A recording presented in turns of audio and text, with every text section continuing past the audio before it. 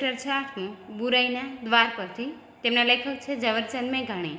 ઝવેરચંદ મેઘાણીનો જન્મ તારીખ 17 ઓગસ્ટ 1897ના રોજ અને મૃત્યુ તારીખ 9 માર્ચ 1947ના રોજ થયો હતો. કવિ, નવલકથાકાર, વાર્તાકાર, લોકસાહિત્યના સંશોધક, સંપાદક, વિવેચક, અનુવાદક ઝવેરચંદ કાળીદાસ મેઘાણી સુરેન્દ્રનગર જિલ્લાના ચોટીલા ગામમાં જન્મ્યા હતા. બગસરા તેમનું વતન હતું. સૌરાષ્ટ્રમાં વિવિધ સ્થળે અભ્યાસ કર્યો અને 1916માં અંગ્રેજી, સંસ્કૃત વિષયો સાથે જૂનાગઢની બહાઉદ્દીન કોલેજમાંથી સ્નાતક થયા. ભાવનગરની સનાતન ધર્મ હાઈસ્કૂલમાં ખંડ સમયમાં શિક્ષક તરીકેની નોકરી કરી કલકત્તા એલ્યુમિનિયમના કારખાનામાં મેનેજર થયા. પોતાના બાળપણના અને સૌરાષ્ટ્રના અનુભવોને આધારે તેમણે ચોરોનો પોકાર લેખ લખ્યો. અમૃતલાલ શેઠને સૌરાષ્ટ્ર દૈનિકમાં પત્રકાર થયા અને રાણપુર વસ્યા. મેઘાણીને તેમનું પ્રિય કામ મળ્યું. અનેક વિસ્તારમાં ફરી વળીને દુહાગીરો, કથાકારો, વૃદ્ધજનો, સ્ત્રી પુરુષો પાસેના લોકગીતો અને લોકકથાઓ નોંધીને તેનું સંશોધન, સંપાદન, લેખન શરૂ કર્યું. સૌરાષ્ટ્રની રસધાર, સોરઠી બહારવટીઓ, સોરઠી, દાદાજીની વાતો એવા લોકવાર્તાના સંપાદનો તથા કંકાવટી, રઢિયારી રાત, ચૂંદડી, હાલરડા, ઋતુગીતો એવા લોકગીતોના સંપાદનોમાં મેઘાણીની સૂઝ અને પરખ દેખાય છે.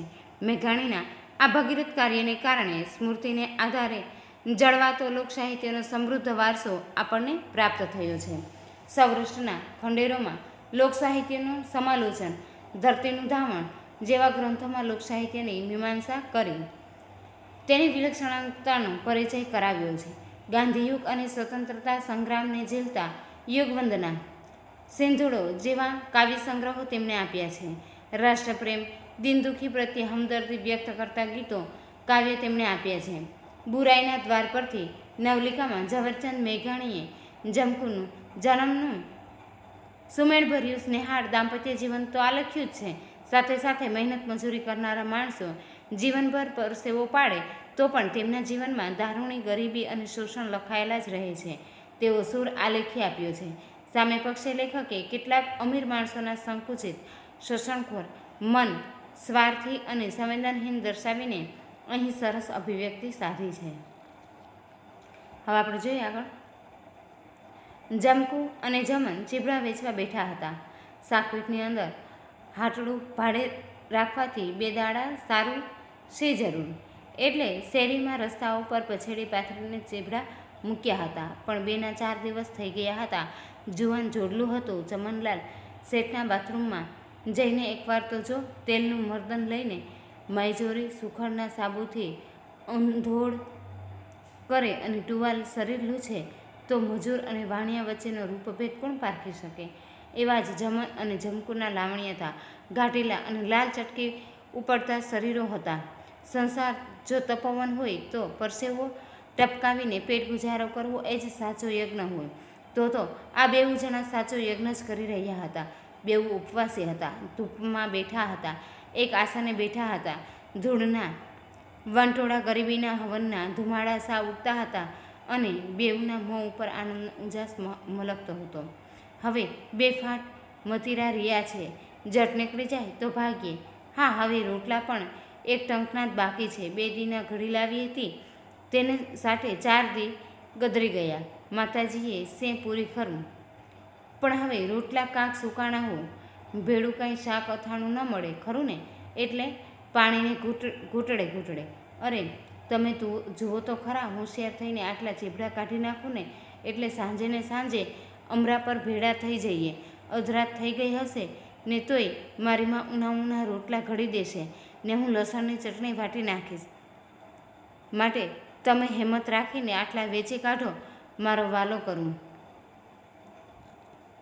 નાના બાળકને પ્રોત્સાહિત કરતી હોય તેવે શબ્દે ધણીને ચાનક આપતી બાઈ પોતાના ધાવણ વિહોણા નાના બાળકને પાલવ ખેંચીને ઢાંકતી હતી. પણ પાલવ તાણવા જાય ત્યાં તો પાછી બીજી બાજુ પીઠ ઉઘાડી થતી જતી હતી. છોકરો છાતીમાં માથું માર કરતો હતો.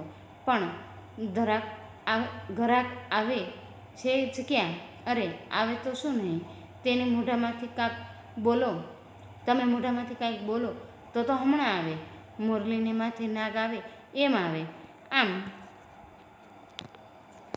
જોવો ને, આખી પીઠમાં કાછિયા કેવી કેવી બોલી કરીને લલકારી રહ્યા છે. તમે તો ભૂંડા જીભ જ હલાવતા નથી. મને એવું વેણ કાઢતા ને સમે રાગે નાખતા આવડે નહીં. ન આવડે શું? ધીરે સુરે બાઈ પુરુષને પઢાવવા લાગી.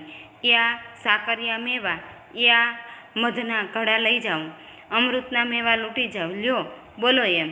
લજામણીનો છોડ જાણે એનું જડબું ફાટ્યું જ નહીં, નીચે જોઈ ગયું.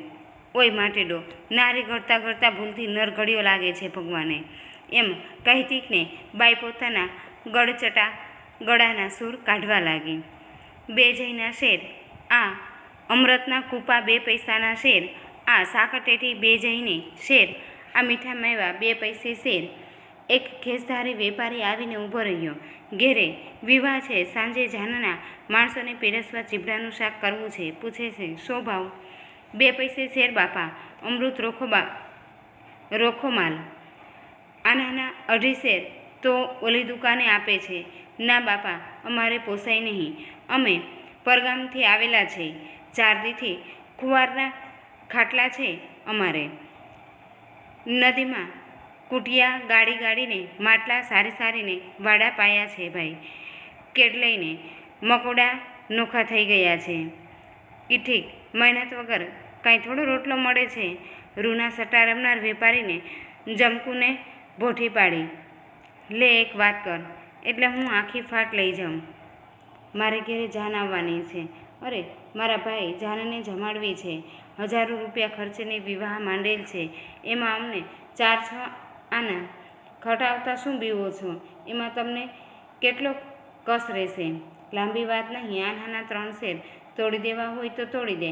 તારા સડેલ બડેલ અડધા ચીરેલા તમામ લઈ જાઉં. ના ભાઈ, પેટના પાટા ન છૂટે. ઠીક, ત્યાં બેઠા બેઠા ફાંકો ધૂળ અહીં 2 દી સુધી. વેપારી ભાઈ હાટડે અને નીચે બેઠક કરીને વેચનાર એકે એકની પાસે ફરે છે. વારંવાર એની ટાપ આ મજૂર બેલડીની ફાટ ઉપર મંડાય છે. જમકુના અંતરમાં આ વાત પરથી વિચારવાનું જાણે કે એક વલણું ચાલવા લાગ્યું. આ શેઠિયાઓ હજારોના રડનાર અને હજારોના ધુવાડા કરીને વરા ઉકેલનારા પણ શાકપાંદડાની વાતમાં પાઈ પૈસાની ગણતરી છોડતા જ નથી. કોણ જાણે આપણે કઈ મેળ્યું ચણાવી નાખીએ છીએ આ કમાણીમાંથી. એ વેપારીઓની વિધા જ અવરચંડી. બાપ દીકરાને પેલું શાસ્ત્ર જ એ પઢાવે કે આગલા પાસેથી કસીને લેવું અને સામાન્ય છેતરે એ ચડિયાતો. એવી વાતો થાય છે ત્યારે તો એક બાઈ રૂમાલ લઈને આવી ઊભી રહી. હાથ પગ અને ડોકમાં હેમના દાગીના છે, પગમાં ચપ્પલની જોડી છે, ઝીણો સુંદર સાડલો છે અને નાની સી કોથળીમાં પૈસા ઠીક છે. કેમ દે છે ચીબડા? 2 પૈસા શેર બોલ. અરે એવું તો હોય, તમે મજૂર તો હવે લૂંટવા બેઠા. લે જોક કે 1 શેર. મારે મંદિર જવાનું મોડું થાય છે. એમ શેની જોક છે? જો કડી ચડી ગઈ છે ત્રાજવાની ને નમતું જોક બરાબર છોકલા ફોસલાવમાં. લ્યો બોન આ નમતું, કહીને જમકુએ 1.5 શેરનો જાજેરો માલ ચોખી આપ્યો. હવે 1 ચીર દે આ પાકા ચીબડામાંથી. શેઠાણીએ એક કાપેલ ચીબડા ઉપર બણબણથી માખી ઉડાડીને એમાંથી ચીર માંગી. હજી પાછી ચીર બોન. હાસ તો મફત ક્યાં દેશ? મારો છોકરો ઘરે જતા જ માગે ખબર છે, પણ બોન જમકુને એ એક પલકે પોતાના મહેનતે ઉજરેલો વાડો મથીને ગાળેલ કૂંટીઓ અને માટલે સારીને 3 મહિના સુધી લાગ લગાટ પાયેલ પાણી સાંભળે આવતા હતા. શિયાળમાં અને હરાયા ઢોર હાંકે ઉજાગરા તાણેલા. લાવ ચીર દે જ કે નીતર આલે તારું ચીબડું પાછું. ચીર દેવી પડી. કેમ જાણે કલેજામાંથી ચીર કાપી આપવી પડી હોય એવું દર્દ એના અંતઃકરણમાં થયું. આવા જીવશી થઈ જતા હશે આ પૈસાવાળાના, માટે જ આપણે નિર્ધન રહ્યા સારા. ના, મને તો દાજ ચડે છે કોક વાર. દાજ ના ચડાવીએ ડાયા, પારકો પરદેશ છે. આપણે રિયા મજૂર, કાંક થાય તો સપાઈને આપણા જ વાંકની ગંધ આવે. તેટલામાં તો પીયું પેલી પેસેન્જરમાં આવજો નું છેલ્લામાં છેલ્લું નવું લોકપ્રિય નાટક ગીત ગાતો બંકડો પોલીસ આવ્યો અને એક ચીબડું લઈ કશી ચર્ચા માથાકૂટ કે લપછપ કર્યા વગર મલપતી ચાલે ચાલ્યો ગયો. ચીબડા ઉપર આંગળીઓથી તાલ દેતો એ નવું કવાલી ગીત ગાતો ગયો. જમન અને જમકો એકબીજા સામે જોઈ રહ્યા. બાઈ તો ઝેર પી ગઈ હતી. હસીને બોલી, આ એક તાલ છે ને? તને ઓળખે છે? ધણીની આંખોમાં ઠપકો હતો. તો મારું તે ફટકી ગયું છે કે શું? 4 પૈસાનો માલ આમ ઉપાડીને હાલતો થયો તોય તું દાંત કાઢ છે.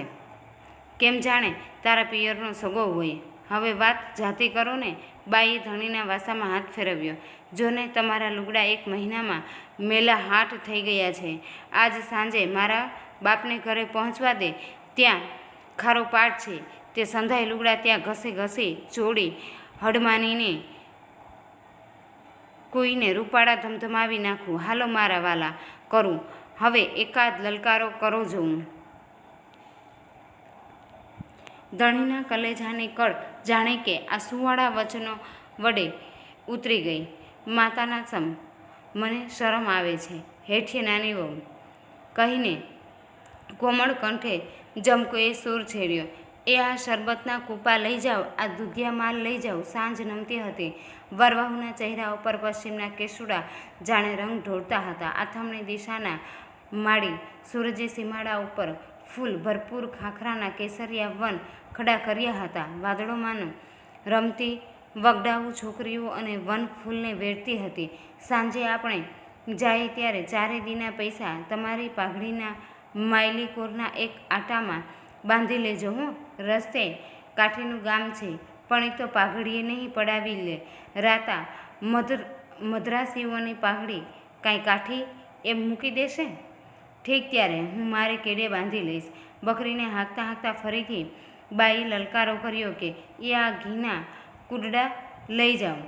કેમ, ક્યાં ચીબડા? એમ પૂછતો જવાબની રાહ જોયા વગર એક જુવાન નીચે બેસીને કહે છે, અધમણ જોખો. સુમનલાલ પેલા ખેસધારી વેપારી સામેની એક ખોજાની દુકાને ઊભા હતા. તેણે આ સુમનલાલને હાથની ઇશારત કરીને બોલાવી દીધાને કહ્યું, ઉતાવળ કરોમાં, એ છે પરગામના. આજ સાંજ પડશે એટલે મફત આપી દઈશ, પણ ભાગશે એવા થાકેલા છે. તમે થોડીવાર થોભી જાઓ. આનાના 3 શેર લેખે આખોય લોટ આપણે ઉપાડી પછી વહેંચી લઈશું. જમન જમકુએ સમજી લીધું. આપણું ઘરાક ટાળ્યું. ઓલે શેઠીએ, મને તો કાંઈનું કાંઈ થઈ જાય છે મનમાં. જમનાના ધમધમતા મગજમાંથી જાણે 10 કલ્પનાના માનવી એક ડાંગ લઈને દોડે એમ એ વેપારી ઉપર તૂટી પડે છે. સુમનલાલ શરમે થોડીવાર ઊભા રહ્યા અને સલાહકાર ખેસધારી ભાઈ જમન અને જમકુ સામે જોઈ હસવા લાગ્યા. પણ સુમનલાલની અધીરાઈ દેખાવા લાગી. વારંવાર એની નજર પોતાના કાંડા ઘડિયાળના કાંટા ઉપર પડવા માંડી. ખેસધારી ભાઈએ એને 5-10 મિનિટ કઢાવી નાખવાના હેતુથી પૂછવા માંડ્યું, કોલેજમાં પાછા ક્યારે જવાના છો? કેટલામો નંબર રાખો છો? હવે LLB થવાને કેટલા વર્ષ બાકી છે? વિલાયત જશો ને કે ગાંધી મહાત્માએ ભળશું? જે થાય તે ખરું, એવા ટૂંકા અવાજથી પતાવીને સુમનલાલે પાછો એ જમન અને જમકુ તરફ ફળ્યો. ખેસધારીને કહ્યું, કાં ઘડીક સાટું સીધ બગાડો છો બાજી? મારે મોડું થાય છે. વય ભણેલો આ વિદ્યા શું લીલી કરવાની હતી? સુમનલાલે જઈને કહ્યું, લ્યો જોખો અધમણ, હું મજૂર બોલાવું. જમન દરેક 5 શેરની ધારણમાં 1-1 શેર નમતું તોડવા લાગ્યો. ખેસધારીભાઈ આવીને ઊભા રહ્યા. આ બધું તો એકનું એક થયું ને મારા ગાંડા? કેમ આટલી નમતી ધારણે? તો એ જ હિસાબ થઈ રહે છે. મેં આનાના 3 શેર તો માગ્યા હતા. અમે તો બાપા રકઝકના કાયર 4 દીથી સૂકા રોટલા ચાવતા હોઈએ. એ કાંઈ અમને થોડું ગમે છે? પેટમાં પાણાની જેમ ખૂંચે છે ભાઈ. જમકુ બોલતી ગઈ.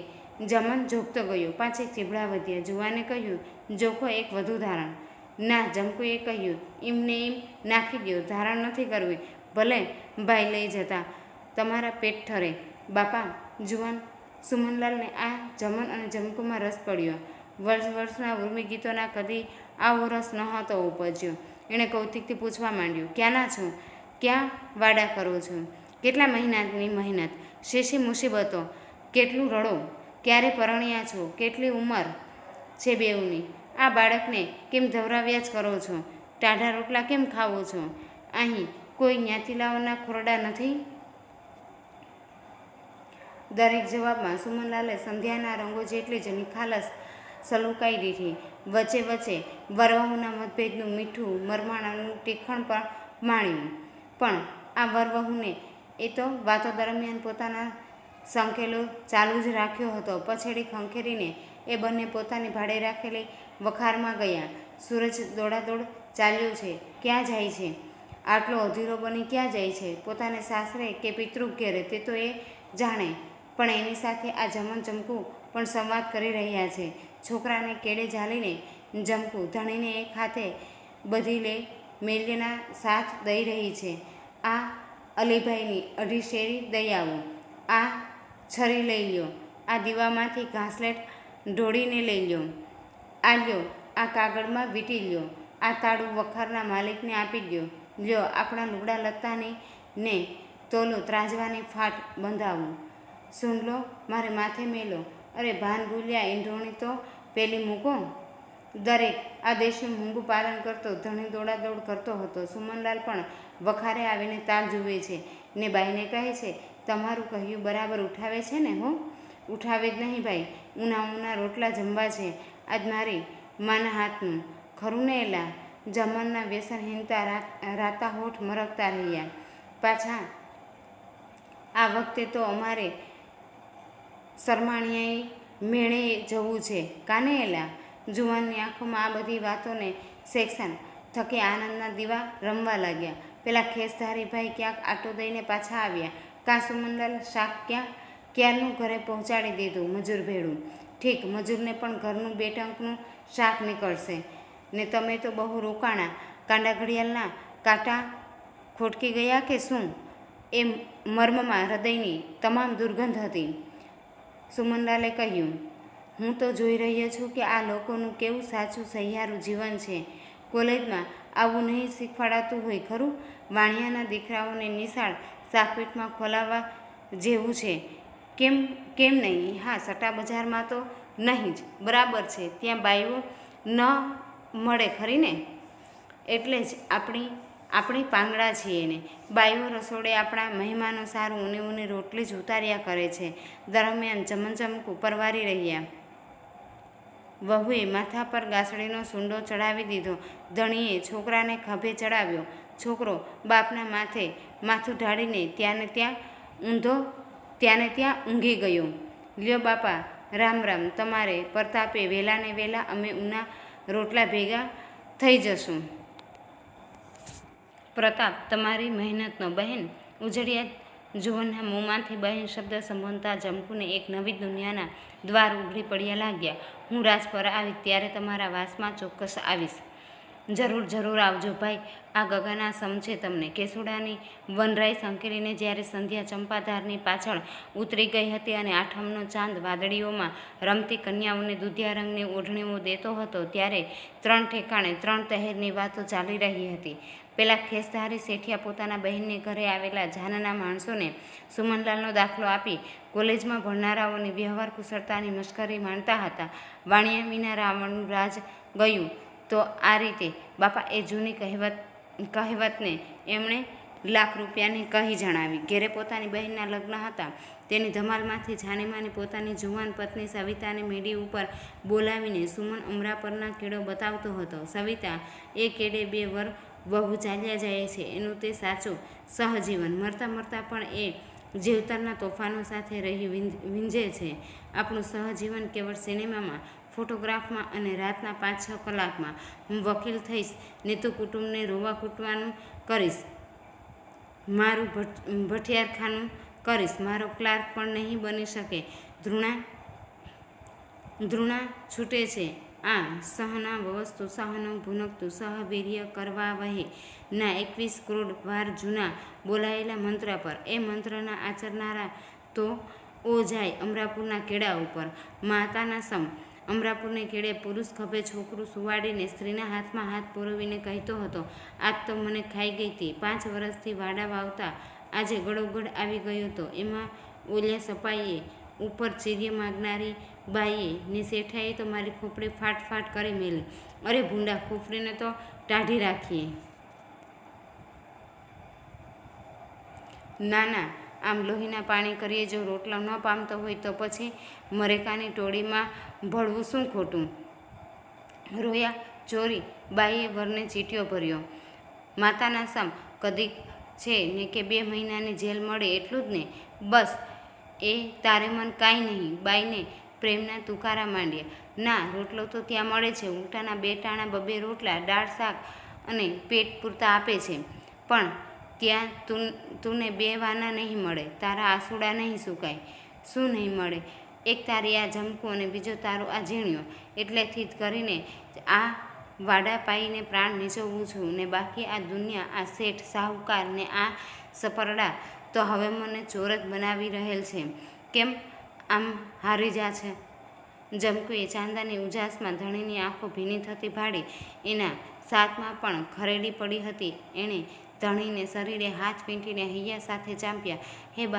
હે બહાદુર, મરદ થઈને આવા માઠા વચાર. ઠાકરની વાત હવે નથી ગમતી. કીડીને કણ અને હાથીને હારું દેનારો મરી ગયો લાગે છે. ગાંડા, સંધ્યા ટાણે ઠાકરનું હીણું ન બોલીએ. તારે ખભે તો જો ઝીણીઓ જંપીને સૂતેલો છે, પણ ત્યારે તું ને હું બેય તૂટી મુવા તોય તાજો રોટલો કેમ ન મળે? આ મલક બધો બંગલા મેળ્યુંમાં મૂલે છે, ગંઠાર અને હીરા પહેરે છે. તારા મારા જેવા 10 નભે એટલે તો એની હેઠ્ય રોજ ગટરમાં પડે છે. ફોનોગ્રામ અને ધૂળપાપ વગર એના દાડા ખૂટતા નથી. ત્યારે આપણે તો પૂરા ઊંઘીએ નહીં. આતે શું? તને વિચારવાયું ઉપડ્યો. તારું મન મૂંઝાય છે. મેરખાની ટોળી મહિને 15 દહાડે કેટલું પાડે છે જાણે છે તું? જમકુનો દાડો ખા. જો હવે વધુ બોલ્યો તો જો અમરાપરનો સીમાડો આવી ગયો. જમકુએ વરના ગાલ ઉપર ટાઢા હાથ દીધા. સમાજનો સેવક આ જમન એ આઠમની રાતને પહોરે સમાજની શત્રુતાના ઉઘડું થતા દ્વાર ઉપર છેક ઉંબર સુધી પહોંચી ગયો હતો. જમકુના જનેતા સમા ફોસલામણાએ તેને ત્યાંથી પાછો વાળી લીધો હતો. શિયાળવાની લાડી સંભળાતી હતી. ચાંદનીમાં પણ એકાંત અકાર હતી. પોતાના પગ ધબકાર પણ કોઈક પાછળ પડ્યું હોય તેવી ભ્રાંતિ કરાવતા હતા. એ બીક ઉરાડવા માટે બાઈ બોલી, કોઈ કાઠી ન નીકળ્યો? દેન કોની છે આવવાની? માતાજીને નાળિયેર માન્યું છે મેં તો. ત્યાં તો ગામપાદરના કૂતરા બોલ્યા. શબ્દાર્થ: મતીરા, ચીભડા, કાછીઓ શાકભાજી વેચનારો, ટાંપ, નજર, વરા એટલે પ્રસંગ, મદ્રાસિયું એટલે મદ્રાસનું કાપડનું માથાબંધન. રૂઢિપ્રયોગ છે ગળોગળ આવી જવું એટલે કે ધરાઈ જવું, કંટાળી જવું. પ્રાણ નીચવવા એટલે ખૂબ પરિશ્રમ કરવો. Thank you.